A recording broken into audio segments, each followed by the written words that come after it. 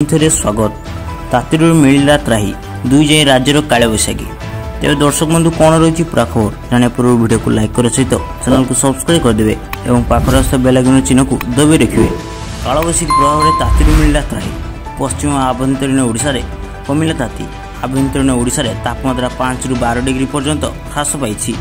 तेज दक्षिण उपकूल ओडिशार केतेक स्थान में सर्वोच्च तापमात्रा 4 डिग्री सेल्सियस पर्यंत वृद्धि पाउछि। आसंता 2 तारिख जाए राज्यर अधिकांश स्थान में बिजुली घड़घड़ी सह कुआपथर वर्षा लगी रहिबो।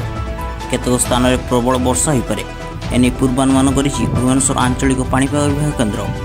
आज बिजुली घड़घड़ी 5 जिला मयूरभंज, केन्दुझर, बालेश्वर, भद्रक और जाजपुर को ऑरेंज वार्निंग जारी करिछि। सेहिपरि 5 जिला केन्द्रापड़ा, जगतसिंहपुर, कटक, अनुगुल और ढेंकानाल को येलो वार्निंग जारी करिछि।